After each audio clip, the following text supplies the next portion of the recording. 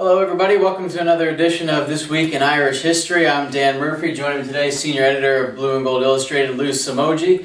We're 1 week away from really the season getting started, Lou. Football is about to be here, and in the past this has been kind of a tumultuous time for Notre Dame football. We'll go back 20 years today, the preseason of 1993, when a lot of people might remember the famous Under the Tarnished Dome book first came out. And what was sort of the impression when you first saw that, Lou?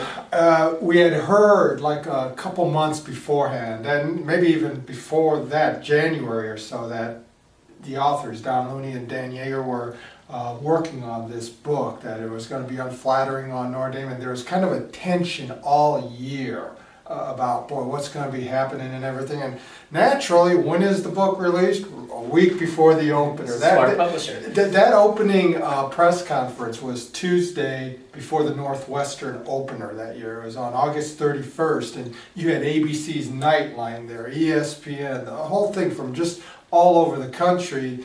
And I mean, you could see when Holtz walked into that conference, it was like, oh, here we go, like just a man walking to the gallows and everything. But 6 times he was asked, about the book, and each time he gave the same reply: I've not read the book, I've not seen the book, I'm not going to talk about the book, and I'll be happy to answer any questions about the football team. But you went away from there just thinking, God, this is going to be a season-long nightmare with it.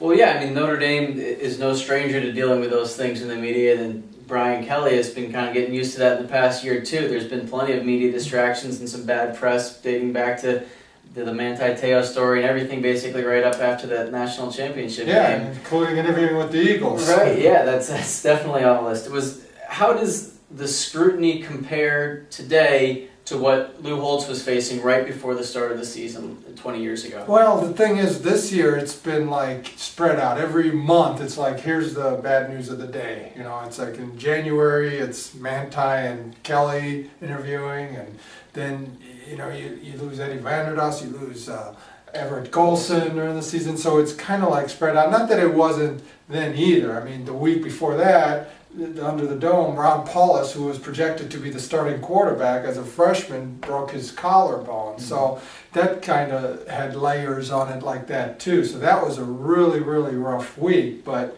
at the same time, you almost felt this is either going to really galvanize the program or it might tear it apart. And as we know, Notre Dame went on to beat number 1 Florida State later in the year, was on the cusp of a national championship, just got voted out of it. Basically, they gave Bobby Bowden the Lifetime Achievement Award there too. But it did have a powerful galvanizing effect, and the difference was the Michigan game in week 2 when they went up there and won at Michigan when they were a 9.5-point underdog. It was like, whoa, that created just an inner energy. And what's the game 2 this year?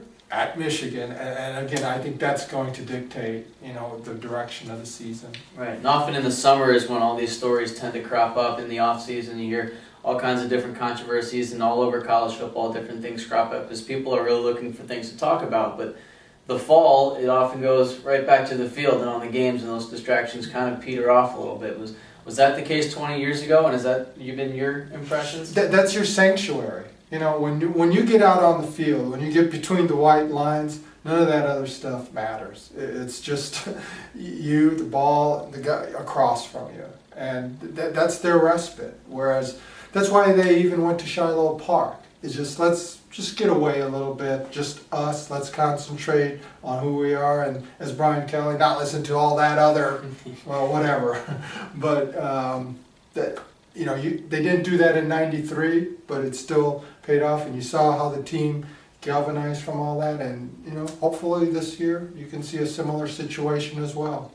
All right, that's going to wrap it up for This Week in Irish History. Join us every week during the football season, where we'll review at some point that in Notre Dame's long history, where Lou will take you behind the scenes there and give you a better perspective on what to expect out of Notre Dame football.